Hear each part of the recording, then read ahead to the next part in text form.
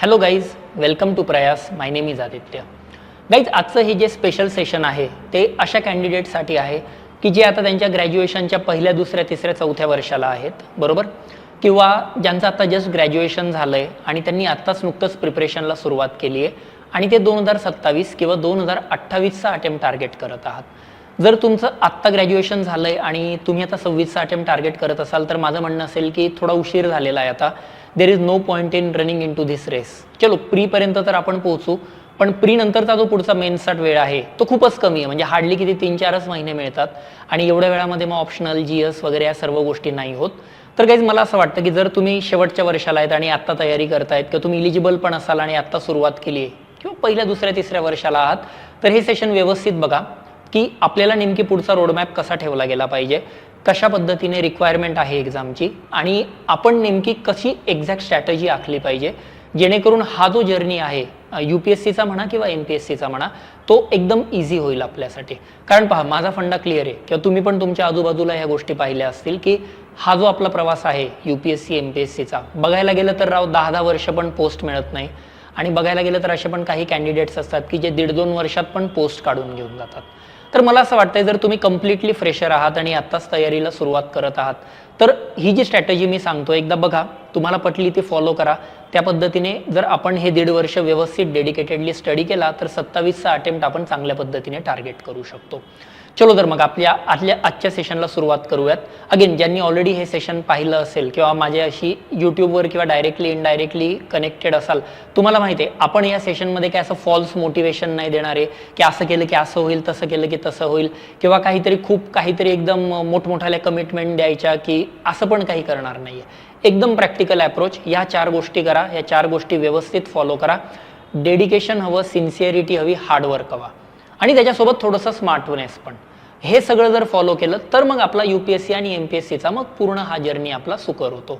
आणि याच्यासाठीच मग आपली जी इंटिग्रेटेड बॅच पण आहे 1.5 वर्षाची, जी की साधारण 3 टप्प्यामध्ये कशी असते, काय असते ते पण मी सर्व तुम्हाला सांगेल.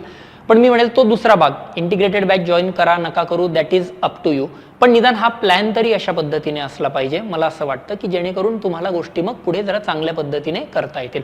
चलो, तर मग आजच्या सेशनला आपण सुरुवात करूयात.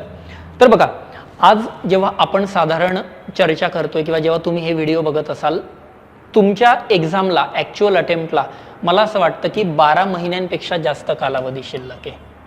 12 मंथ्स प्लसचा प्लॅन म्हणतो मी आता याला. 12 मंथ्स म्हणजे की 13, 14, 15, 16, 17, 18, 2 वर्ष तर नाही आहे कोणाचं.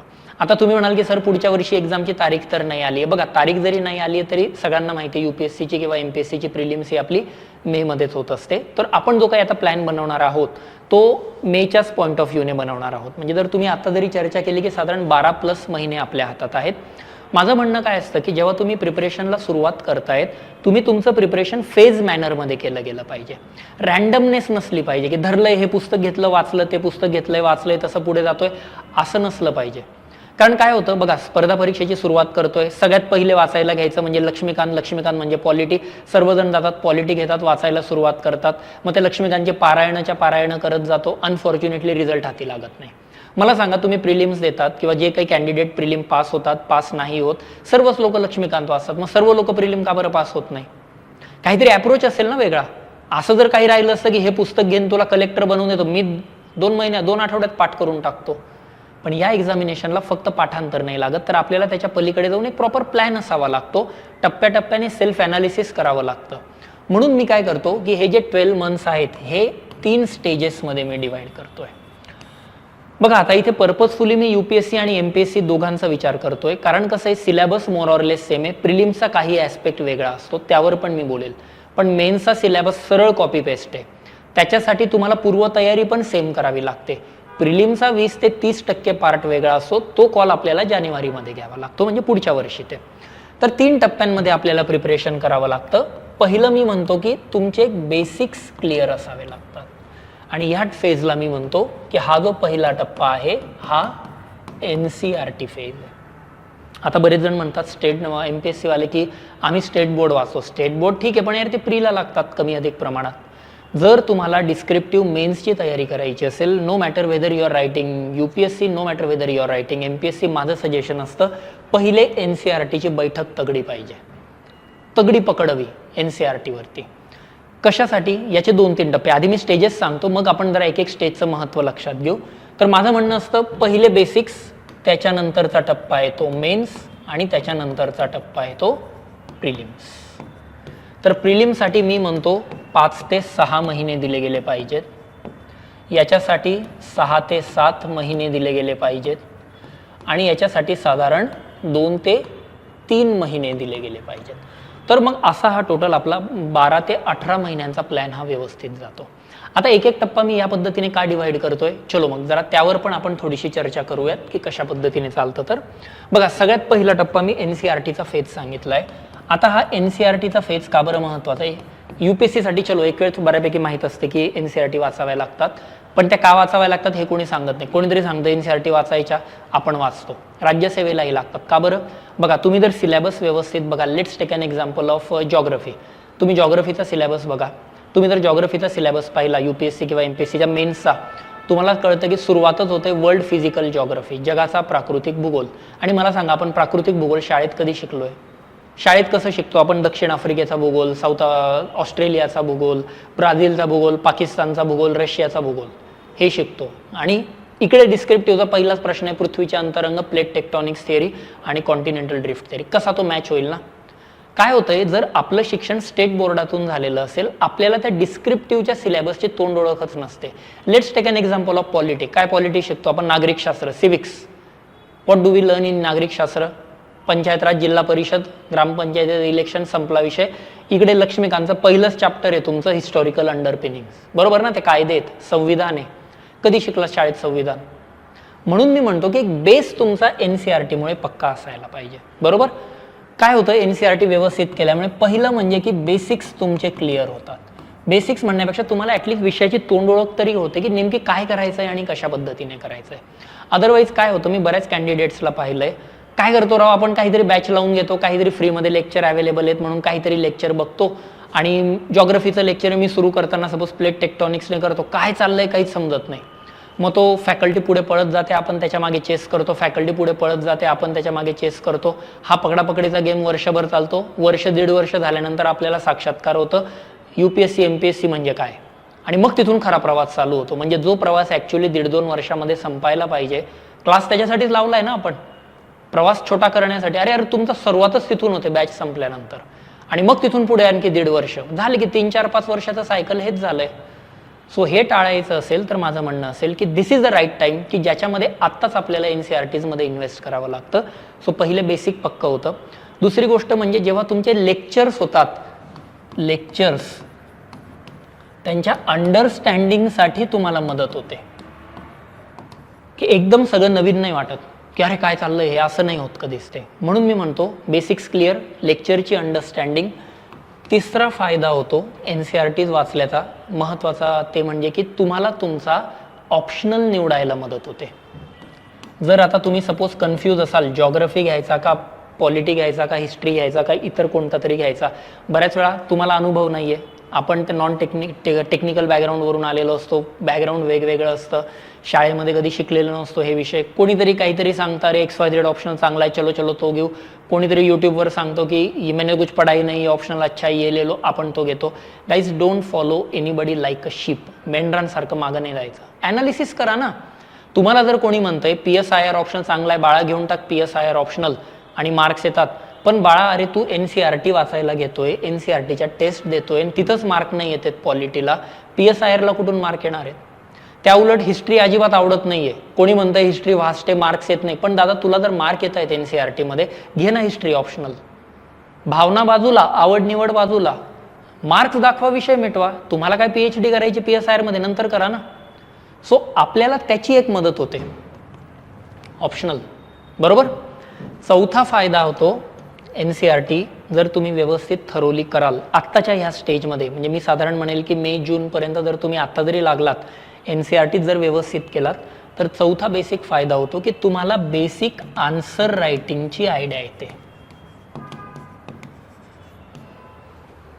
का बरं? कारण जेव्हा तुम्ही आपल्याकडे याल, आपल्याकडे जी इंटिग्रेटेड बॅच मी म्हणतोय 1.5 वर्षाची, त्याच्यामध्ये पहिला टप्पा NCERT आहे. त्याच्यामध्ये मी काय करतो की सपोज तुम्ही आता हिस्ट्रीच्या NCERTs वाचायला घेतल्या, मी काय करेल, तुम्हाला हिस्ट्रीच्या NCERTचे कंपाईल्ड नोट बनवून देईल. नोट कशासाठी? कारण बघा, तुम्ही 6वीलाही हडप्पा शिकतात, 8वीलाही हडप्पा शिकतात, 10वीलाही हडप्पा शिकतात, 11वीलाही हडप्पा शिकतात. शाळेत हे ठीक आहे, पण ॲज ॲस्पिरंट म्हणून मी 4 वेगवेगळे NCERT कशाला वाचू ना. मी तुम्हाला कंपाईल एक नोट होतो त्याच्यामधून बघा.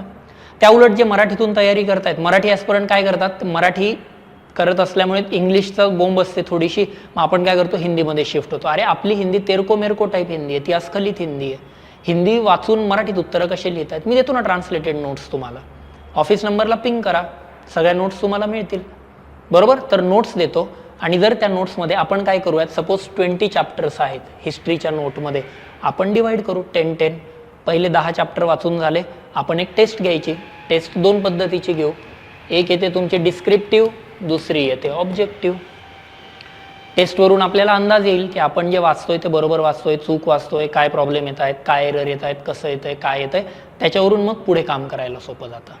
अदरवाईज काय होतं, तुम्ही डायरेक्ट NCERT वाचतात आणि डायरेक्ट कुठे कधीतरी मे, जून, जुलैमध्ये आन्सर रायटिंग करायला लागतात. मेजर प्रॉब्लेम काय येतो त्या ठिकाणी, की तुम्हाला जर आन्सर रायटिंगचं ABCDच माहीत नसेल आणि डायरेक्ट तुम्ही टेस्ट सिरीज लावली, बॅच लावली, काहीतरी करायला लागले, मग यार तुमच्या आन्सरमध्ये 10वी-12वीच्या पोराच्या आन्सरमध्ये काय फरक आहे? तेच आहे ना. आपण हे काय नवीन थोडी शिकतोय आपण, हडप्पा वगैरे ते या रॉकेट सायन्स थोडी आहे. तुम्ही तेव्हाही वाचलंय, आत्ताही वाचलंय, फरक काहीच नाही आहे. फरक फक्त एवढाच आहे, सगळ्या गोष्टी सर्व ठिकाणी एकाच वेळी आपण एकत्र करून शिकतो. That's it. आवाका मोठा आहे, बरोबर, सिलेबस तर मोठा आहेच, पण त्याचा आवाका पण मोठा आहे. तो ज्याला झेपला, जो कन्साईज करू शकला, उसकी नैया पार हो गई. सो म्हणून आपल्याला कामात येतात ते म्हणजे की आन्सर रायटिंगला एक फायदा होतो. आणि गमतीचा भाग म्हणजे की बऱ्याच वेळा असं पण मी पाहिलंय बरं का, की आमचे सर खूप भारी, हे भारी, ते भारी, म्हणजे व्यक्तिपूजा पण सुरू होते. मी म्हणतो व्यक्तिपूजा का करतो माणूस? कारण आपण जे सांगतो ती व्यक्ती पहिल्यांदाच ऐकलेलं असतं ना ते, कारण आपल्याला माहीतच नाहीत त्या गोष्टी. मी म्हणतो जर व्यक्तिपूजा सुरू झाली ना, पोस्ट लांब जाते. एकदम रॅशनल डिस्कशन आहे. सर भारी आहेत म्हणून तुम्हाला पोस्ट येणार आहे का? नाही. सरांशी चर्चा झाल्या पाहिजेत. जेव्हा तुम्ही जूनमध्ये ॲक्च्युअल मेन्सच्या टप्प्यावर उतरतायत, चर्चा झाल्या पाहिजेत. बॅचचा फायदा आन्सर रायटिंगसाठी झाला पाहिजे. बरं बघा ना, तुम्ही तुमच्या बरोबरीचे पण बरेच मित्र आधी इंटिग्रेटेड बॅच, फाउंडेशन बॅच करतात, नंतर टेस्ट सिरीज लावतात. का बरं? बॅचमध्येच नाही सांगता आलं का हे सगळं? बॅचमध्ये झालंच नाही. का बरं? कारण पायाच मजबूत नाही आहे. म्हणजे मला जर पहिल्यांदा कळतंय प्लेट टेक्टॉनिक्स थेअरी काय, असं प्लेट नावाची पण संकल्पना आहे, तू काय आन्सर लिहिणार आहे आणि तू काय चर्चा करणार आहे फॅकल्टीशी? येतंय लक्षात? म्हणून म्हणतोय मी की हे 3-4 गोष्टींसाठी पहिला टप्पा महत्त्वाचा आहे आणि माझं म्हणणं आहे तो इमिजिएट चालू झाला पाहिजे. जर तुम्ही 27चा अटेम्प्ट देत आहात तर NCERT संपवण्याची मी डेडलाईन पण तुम्हाला देतोय. NCERTs तुमच्या 15 मेपर्यंत झाल्या पाहिजेत. येतंय लक्षात? 15 मेपर्यंत तुमच्या NCERT झाल्या पाहिजेत. कुठल्या कुठल्या? History, geography, polity, economy, science. 5 NCERT मी रेडीमेड नोट्स देतो. प्रत्येक NCERTच्या 2-2 टेस्ट असतील, म्हणजे हिस्ट्रीच्या 2, जॉग्रफीच्या 2, पॉलिटीच्या 2, बरोबर. त्याच्या पण सब्जेक्टिव्ह आणि ऑब्जेक्टिव्ह अशा टोटल साधारण 20 टेस्टचा मी प्लॅन केलेला आहे. 15 तारखेपर्यंत 20 टेस्ट लिहित आहेत तुम्ही बघा. म्हणजे लोक अजून झोपेतून उठले पण नाही आहेत आणि आपण मात्र 27साठी ऑलरेडी 20 टेस्ट लिहून बसलो आहेत. हा जो इनिशियल मूवर्स ॲडव्हान्टेज असतो ना, इट्स लाईक T20 मॅच आहे. 20 ओव्हरमध्ये 200 रन चेस करायचे आहेत. पॉवर प्लेमध्ये 70 रन मारले, संपला ना विषय. अर्धी मॅच तिथंच जिंकले तुम्ही. सो सुरुवात करत असताना आपल्याला बेसिक NCERTsवर फोकस करायचा आहे आणि त्याच्यातून मग गोष्टी क्लिअर होतील. आणि याच NCERTच्या याच्यामध्ये बऱ्याच वेळा असं पण होतं की इकॉनॉमीच्या कन्सेप्ट टफ असतात, जॉग्रफीच्या टफ असतात. मी म्हणतो मी लेक्चर पण अवेलेबल करून देतो ना, सेशन्स पण अवेलेबल आहेत बघा. सो काय करायचं, सेशन बघायचं NCERTचं, नोट वाचायची, टार्गेट दिलेलं असेल. तुम्हाला एक डेडिकेटेड मेंटर पण मी देतोय आत्ताच. त्याला 24 तास कधी फोन करा, मेसेज करा, भेटेल, बोलेल. ज्या व्यक्तीने ऑलरेडी प्री मेन्स इंटरव्ह्यू दिलेत अशी व्यक्ती मेंटर म्हणून देतो, जेणेकरून व्यवस्थित हँड होल्डिंग डे 1 पासून होईल. मी आधीच म्हटलो या सेशनच्या सुरुवातीला की प्रिपरेशनमध्ये रँडमनेस नसली पाहिजे. काही उठलाईन वाचायला घेतलं असलं नसलं पाहिजे. प्रिपरेशन एक साचेबद्ध पद्धतीने पुढे गेलं पाहिजे ना, बरोबर. सो तुम्हाला इंडिव्हिज्युअल प्लॅन पण मिळेल कशा पद्धतीने जायचंय. नोट्स देतोय, तुमचं काम काय राहू, दिलेलं टार्गेट त्या दिवशी पूर्ण करायचं, येऊन टेस्ट लिहायची, बस ना. ॲज अ ॲस्पिरंट म्हणून मला वाटतं की हेच काम असलं पाहिजे. विराट कोहली गंभीरपेक्षा भारीच आहे बॅट्समन, तरी पण त्याला गंभीरची गरज काय?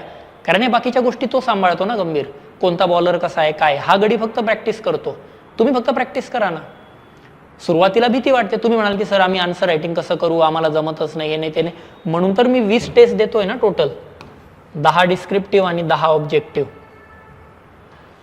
त्याच्यामध्ये तर तुमचं बेसिक आन्सर रायटिंग बिल्ड होतं. आणि मेंटर त्यासाठीच आहे ना. आम्ही आहोत, फॅकल्टीज आहेत, मेंटर आहेत. विचारा, भेटा, बोला, चर्चा करा. आपण बोलतच नाही, विचारत कुठेतरी टीव्ही लावून दिलेला आहे, काहीतरी लेक्चर बघतोय आपण कोपऱ्यामध्ये बसून आणि झालं, संपलं, जय हिंद जय महाराष्ट्र. व्हिडिओ बघून थोडी पास होतं. असं व्हिडिओ बघून पास होता आलं असं ते घराघरात विराट कोहली फिरले असते, बरोबर ना. सगळा भारत बघतो ना त्याला. तो एकच आहे, कारण तो मैदानावर उतरलाय, त्याने डाऊट विचारले, त्याने ते सॉर्ट केलेले. सो या पद्धतीने हा पहिला टप्पा असेल जो तुम्हाला बेसिक्स क्लिअर करून देईल. लेक्चरमध्ये तुम्हाला पुढे अंडरस्टँडिंग चांगली होईल. म्हणजे असं नाही की अरे काय चाललंय असं.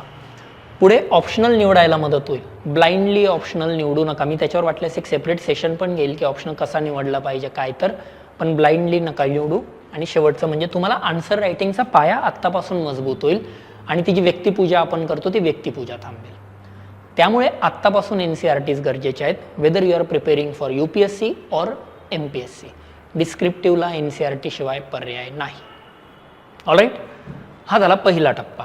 मग येतो तुमचा दुसरा टप्पा, तो म्हणजे की मेन्सचा टप्पा. आणि जसं मी सांगितल्याप्रमाणे तो साधारण कुठून चालतो, जून ते डिसेंबर 2026.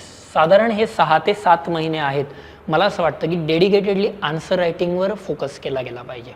आता तुम्ही म्हणाल की सर पण प्री आणि मेन्स सोबत केलं तर, बघा कसं आहे, व्हेटरन असेल, मी 4 मेन्स दिलेले आहेत, 2 इंटरव्ह्यू दिले आहेत, माझ्यासाठी काही कठीण नाही आहे प्री आणि मेन्समध्ये सेग्रिगेट करणं. पण तुम्हाला माहीतच नाही आहे ना. लेट्स टेक एन एक्झाम्पल, असहकार चळवळ, non cooperation movement. Non cooperation मुवमेंटमध्ये प्रीला काय प्रश्न विचारतात, खालीलपैकी कोणते नेते असहकार चळवळीचा भाग होते, which among the following leaders were part of non cooperation movement. मेन्सला काय प्रश्न विचारतील, how non cooperation movement has shaped the Gandhian leadership in India. फरक आहे ना. इकडे ॲनालिसिस आहे, असहकार चळवळीने गांधीवादी नेतृत्वाला कशी चालना दिली. इथं कसं काय तुम्ही नावं लिहित आहेत प्रीचे, फॅक्ट्स वेगळ्या जातात ना. त्या सगळंच जर तुम्ही एकत्र केलं तर यार मग ते आन्सरमध्ये तुम्ही नावं लिहायला लागतात. फॅक्च्युअल आन्सर आहे का युनिव्हर्सिटीचा पेपर थोडी चालला आहे, तू डायग्राम दिखा बाकी का सब बना लूंगा, अशा पद्धतीने थोडी पास होणार आहेत आपण. सो जे करतोय ना टेस्ट मॅचसाठी, टेस्ट मॅच तशीच प्रॅक्टिस हवी ना. T20 बॅट्समनला टेस्ट मॅच खेळायला लावणार आहे असं थोडी आहे. बेसिकली तो बॅटिंगच करतोय, वाचतोय तो लक्ष्मीकांतच. अप्रोच म्हणून मेन्सचा एक डेडिकेटेड फेज आहे. आणि मी मेन्सचा फेज आधी का घेतला आहे, कारण 1750 मार्काची मेन्स आहे. प्रिलिम्समध्ये 4 ऑप्शन समोर आहेत. देवाला केलेले 9 पावले 200 पैकी 200 पण पडतील, होत नाही पण होऊ शकतं. मेन्सला ब्लँक पेज दिलंय समोर, लिही बाबा काय लिहायचं, काय लिहिणार आहेत तुम्ही त्याच्यावर. क्लिअर. सो आधी मेन्सची तयारी करायची आहे. मेन्सच्या तयारीमध्ये पण कसं असतं बघा, आता मी काय करतो जनरली की आता एखादा टॉपिक मी शिकवला, लेट्स से 1857चा उठाव. मी जर 1857चा उठाव शिकवला, मी लगेच तुम्हाला त्या दिवशी 2 प्रश्न लिहायला देणार. 2 प्रश्न लिहून झाले, लगेच सबमिट करा, चेक करून देतो. दुसऱ्या दिवशी लगेच त्यावर discussion, Sunday to Sunday test. Simple. Daily answer writing, विकेंडची टेस्ट, या पद्धतीने. शाळेमध्ये असंच शिकायचो ना आपण. एखादा चॅप्टर संपल्यावर गृहपाठ द्यायचे बघा, होमवर्क. का बरं द्यायचे, त्या मास्तरला कामं नाही म्हणून द्यायचे का, काही पगार देते सरकार कामाला लावा, खाली नाही बैठने दूंगा, असा अप्रोच आहे का तो. अरे बेसिक लर्निंग मेथोडॉलॉजीच ती आहे, पेडोगागी तशी असते. 100 बकावर 1 लिखा, भले बघून लिहायचं होमवर्क शाळेत, असंच करतो आपण 90% केसेसमध्ये. पण यार लिहिल्याने ते फिट होतं ना. शाळेत कधी येतं का टेन्शन, रिव्हिजन नाही झाली आणि उद्याच्या पेपरला घामगाळ, BP हाय झाला आणि हे झालं, असं नाही होत कधी. कारण शाळेत आपण सिन्सिअरली बेसिक ABCD प्रमाणेच अभ्यास करतो. थोडं मोठं झाल्यावर कॉलेजला वगैरे आल्यावर आपल्याला शिंग फुटतात, मग आपल्याला तो फाजील आत्मविश्वास येतो, 1 नाईट स्टडी करून आता टॉप मारू. म्हणजे करतो यार अभ्यास तू रात्रभर आणि स्वप्न बघायची युनिव्हर्सिटी गोल्ड मेडलिस्ट बनायच्या, असं थोडी. बेसिक तुम्हाला प्रोसेसला रिस्पेक्ट द्यावा लागतो. सो मी काय करणार, 1857चा उठाव झाला, 2 प्रश्न देणार, तुम्ही लिहून आणायचे. दुसऱ्या दिवशी मी चेक करणार, डिस्कशन घेणार, संडे टू संडे टेस्ट. हे कधीपर्यंत चालेल, जून ते डिसेंबरपर्यंत. मग आता प्रश्न असा येतो की बरेच जणांना असं वाटतं की सर मग हे 6-7 महिन्यात अख्खी मेन्स कशी करायची. अख्खी मेन्स कशी करायची त्याचं सिंपल उत्तर आहे, त्याच्यासाठी तुम्हाला सिलॅबस माहीत असणं गरजेचं आहे. आता मेन्सचा सिलॅबस आहे बरोबर, UPSC MPSC दोघांचा सेमच आहे, डायरेक्ट कॉपी पेस्ट केलेलं आहे. 5% भाग वगळता ते मी नंतर सेपरेट सेशनमध्ये सांगेन. बघा आता हा सिलॅबस दिलेला आहे. सिलॅबसचा पहिला टॉपिक आहे कुठला, मराठी पण आहे, काही लोड नका घेऊ, कुठला तरी मी इंग्लिश दाखवतो आता. Indian culture, salient aspect of art form, literature, architecture, ancient. म्हणजे भारताचं संस्कृती, याच्यामध्ये ancient history, medieval history, modern history सगळं येतं आर्ट अँड कल्चरच्या पॉईंट ऑफ व्ह्यूने. बरोबर, म्हणजे प्राचीन, मध्ययुगीन आणि प्राचीनमधलं आधुनिकमधलं सगळं आर्ट, कल्चर, डान्स, लिटरेचर वगैरे ते फक्त सिलेबसची एक लाईन दिली आयोगाने. आता बघायला गेलं याच्यासाठी 100 पुस्तकं आहेत. UPSC थोडी पुस्तकं देते, अगेन म्हणतो युनिव्हर्सिटी एक्झाम थोडी. त्याच्यासाठी A.L. बाशम नावाचं पुस्तक आहे, 1000 पानांचा असा ठोकळा येतो. वाचणार आहेत का तुम्ही? प्रत्येकासाठी मी ठोकळे सांगतो. या ठिकाणी दिले वर्ल्ड फिजिकल जॉग्रफी, जर वाचा सविंद्र सिंग यांचं फिजिकल जॉग्रफी ऑफ इंडिया, किंवा मराठीवाल्यांनी सौदी वाचा, एवढी साईज आहे बुकची. ते जर वाचणार तर यार 6 महिने काय 6 वर्ष पण अपूर्ण पडतील एक अटेम्प्ट द्यायला. काय करतो आपण, तुम्हाला सिलेबस डिकोड करता आला पाहिजे. डिकोड म्हणजे काय की PYQs, प्रिव्हियस इयर क्वेश्चनमध्ये कसे प्रश्न विचारलेत, आता सध्या ट्रेंडमध्ये काय, करंटमध्ये काय, हे करून आपण काय केलंय, सिलेबसला डिकोड केलंय. मी वाटल्यास ती पण फाईल शेअर करतो. आता हा मराठीमध्ये डिकोडेड आहे. भूगोलामध्ये जेव्हा आपण बघतो भूरूपशास्त्र, जिओमॉर्फॉलॉजी, हा जो टॉपिक आपण बघतो बघा, सिम्पल सिम्पल हे काय, हे 4, 5, 6 टॉपिक बघा, एंड ऑफ द स्टोरी. याच्या बाहेरचं काहीच वाचू नका ना. किंवा same is the case with या ठिकाणी आता जसं की सोसायटीचा टॉपिक आहे पॉवर्टी, म्हणजे आता पॉवर्टी नावाचा टॉपिक आहे, दारिद्र्य. काय काय वाचायचं पॉवर्टीमध्ये, बस एवढं दिलं, एवढं बघा. मी रेडीमेड नोट्स देतो, तुम्हाला काही नेटवरून बघायचं आहे ते बघा, काही XYZ पुस्तक वाचायचं आहे वाचा की. सिलेक्टिव्ह रिडिंग झालं पाहिजे, विनाकारण अननेसेसरी नाही. जसं त्या महाभारतामध्ये अर्जुनाला पोपटाचा डोळा दिसतो तसं असलं पाहिजे. बस तेच, तेवढंच वाचणार, विषय संपला. फापट पसारा अजिबात नाही. सिलेबस मोठा आहे, लोकांचे जन्म जातात त्यावर PhD करण्यामध्ये. आपल्याला नुसतं तेच नाही आहे, history, geography, polity, economy, society, governance, social justice, international relations, ethics, optional वेगळे. बघा मला धाप लागली विषय वाचता, नावं घेताना. आपल्याला सिलेबस कव्हर करायचा आहे. सो मी म्हणतोय हा डिकोडेड सिलेबस आहे. This is going to be our Gita, Quran, Bible for coming times. याच्या बाहेरचं काहीच करू नका. ट्रस्ट मी, गोष्टी वर्कआउट होतात. येतंय लक्षात? आणि मग तो आवाका व्यवस्थित येतो. डेली आन्सर रायटिंग पण होतं, विकेंडच्या टेस्ट पण होतं. आता मला सांगा एवढं करून काय बाकी राहतंय? बाकी मी हे नाही सांगत आहे बरं का की मी तुम्हाला नोट्स देईल, हे देईल, ते बाय डिफॉल्ट असतं. म्हणजे लोक याची जाहिरात का करतात मला तेच समजत नाही. नोट्स देशील, अरे बाबा बाय डिफॉल्ट आहे, सिलेबस पूर्ण केला जाईल. आता याची काय जाहिरात करतोय, ते बाय डिफॉल्ट आहे. म्हणजे हे तर असं झालं, भाजीपाला घ्यायला गेले तुम्ही, टमाटावाल्याला त्याला 20 रुपये दिले आणि तो टमाटेच देत नाही, आणि तो जाहिरात करतोय बघा मी टमाटे देतोय 20 रुपयाचे. अरे बाबा तू पैसे घेतले, तू देशीलच ना. सो मी ते नाही सांगत आहे सिलेबस वेळेवर होईल वगैरे. माझं म्हणणं काय आहे, प्रोसेस फॉलो करा, ट्रस्ट द प्रोसेस. यायचं, सेशन झाले की 2 क्वेश्चन लिहून आणायचे, चेक करायचे, संडेची test, end of the story. मध्ये रिव्हिजनचे काही सेशन्स असतील, त्या रिव्हिजनमध्ये नोट्स काढायच्या. डेडिकेटेड तुम्हाला मेंटर देतो पूर्ण 1.5 वर्षासाठी. छोटे मोठे काही डाऊट्स असतील त्याला विचारा. बाकी फॅकल्टीज सगळे काय पाहिजे आणखी. या पद्धतीने केलं तर गोष्टी वर्कआउट होतात. आणि मग शेवटचा टप्पा येतो मेन्स नंतरचा, तिसरा. तो येतो तो तुमचा प्रिलिम्स, आणि तो चालतो तुमचा जानेवारी ते मे पर्यंत. अजून मी तारखा देत नाहीये कारण 2027च्या तारखाच अजून आलेल्या नाहीयेत. बरोबर, 2027. आणि मग हे सगळं केलं तर गोष्टी. आणि प्रिलिम मध्ये पण सेम सेशन झालं की लगेच त्याच्यावरती आता डेली प्रश्न देणार, पण आता रायटिंगचे नाही, डेलीचे. मी तुम्हाला आता 35 MCQ देणार, मिनी टेस्ट म्हणतो मी त्याला. ती टेस्ट लगेच विकेंडला टेस्ट. या पद्धतीने या गोष्टी फॉलो केल्या तर मग हा 1.5 वर्षाचा प्लॅन आपला व्यवस्थित बसतो. येतंय लक्षात? सो माझं म्हणणं तेच आहे की डेलीचे टार्गेट डेली पूर्ण करा, trust the process, follow the process. बाकी तुम्हाला वेगळं करायची काहीच गरज येत नाही. क्लिअर? आणि मी जसं आधी म्हटल्याप्रमाणे एक रँडमनेस नसली पाहिजे, एक काहीतरी एक प्रॉपर स्ट्रक्चरिंग असलं पाहिजे. त्यामुळे तुम्ही जेव्हा बघतायत आता हे जे सेशन तुम्ही बघाल, जसं की आता या वर्षीचंच हे स्पेशल मेनचं शेड्यूल आहे. कोणतंही शेड्यूल बघा तुम्ही प्रयासमध्ये, प्रत्येक शेड्यूल मी तारखेनुसार देतोय. त्या तारखेला ते होणारच. आसमान फट जाए या फिर जमीन निगलले, पण त्या दिवशी ते होणार. नाही ते असं नाही की काहीतरी जूनमध्ये सरांच्या मावस बहिणीचं लग्न आलं आणि सर महिनाभर गायब.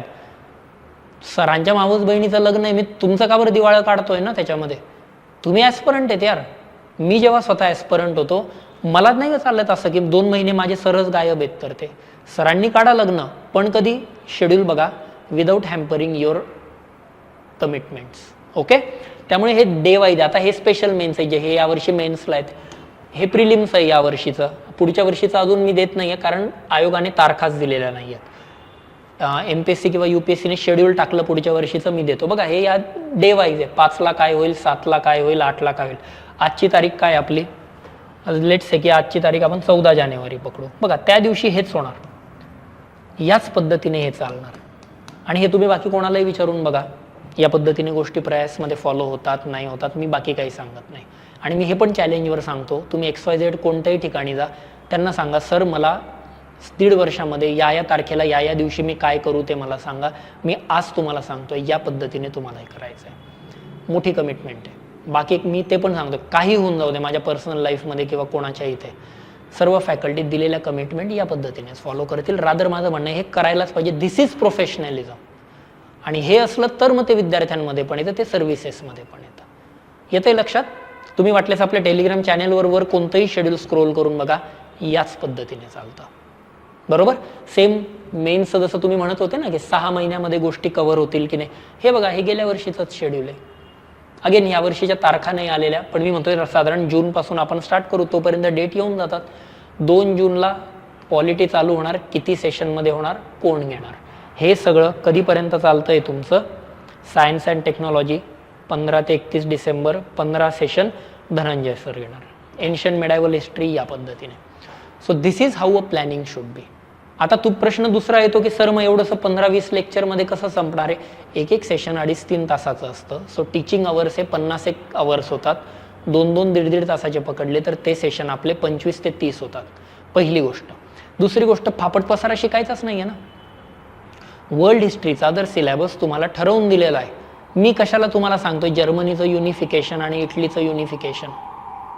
जो सिलेबसचा टॉपिक आहे तेवढं शिका, तेवढं विषय मिटवा.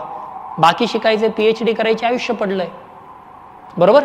त्यामुळे या पद्धतीने व्यवस्थित केलं तर गोष्टी वर्कआउट होतात. अनफॉर्च्युनेटली काय होतं की या गोष्टींकडे कोणीच लक्ष देत नाही. म्हणून अगदी म्हणजे काय म्हणतात की it is very sad to say की मला दाखवून द्यायच्याने कॉम्प्रिहेन्सिव्ह बॅच केलेली आहे किंवा फाउंडेशन बॅच केली आहे, त्यावर्षी पोस्ट काढणारे हार्डली बोटावर मोजण्या इतके. का बरं होतं असं?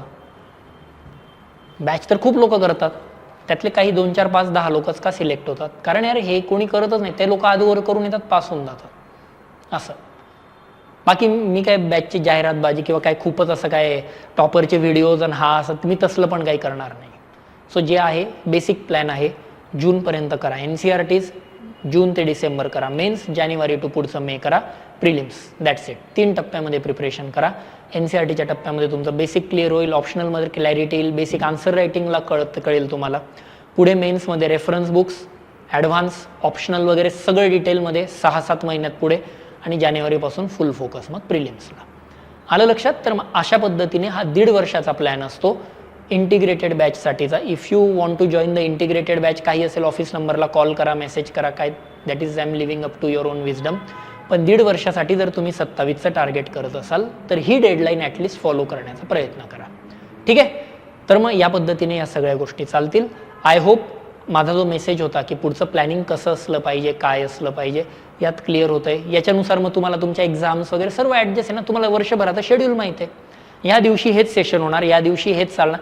तुम्हाला कळतं आहे ना तुमच्या कॉलेजच्या एक्झाम कधी येत आहेत. तुम्ही वर्किंग प्रोफेशनल असाल तर you will get to know की कधी आपल्याला लोड असेल, कधी लोड नसेल. म्हणजे काय पिक्चर क्लिअर होतं. मी परत सांगतो, रँडमनेस नसली पाहिजे. माझ्या कन्व्हिनियंटमुळे मी तुमचं करिअर नाही खाऊ शकत की यार माझ्या घरी लग्न आलं आणि मी गायब झालो, असं नसलं पाहिजे. पण यार प्रोव्हाइडेड तुम्ही पण तेवढे सिरियस आहात. तुम्हाला ते तुमच्या वेळेचं महत्त्व कळलं पाहिजे ना. तुम्हालाच तुमच्या वेळेचं महत्त्व नाही कळत आहे. काहीतरी बघतोय ना आपण, पळत जातोय. अरे असं नाही, बघा प्लॅन करा व्यवस्थित. हेच तर प्लॅनिंग आहे ना. आणि प्लॅन मी देतोय रेडीमेड, फक्त एक्झिक्यूट करा. नाहीतर काय होतं, आपण प्लॅन करतो, वर्षभर प्लॅनिंगच खेळतो. आणि ट्रस्ट मी स्वतःला विचारून बघा, 15 दिवसाच्या वर स्वतः गेलेला प्लॅन तर कधीच टिकत नाही. सो बेसिक करू आपण, या पद्धतीने चालू देऊ. काही डाऊट्स असतील तर विचारा. ओके, चलो मग आजचं सेशन मी इथेच थांबवतो. I hope this session was helpful to you people. बाकी मग आपण तर मग रेग्युलरली या यूट्यूबवरून किंवा ऑफलाईन जे आहेत त्यांच्याकडनं तर भेटतच राहूया. ठीक आहे, चलो then, all the best, take care, bye bye, see you.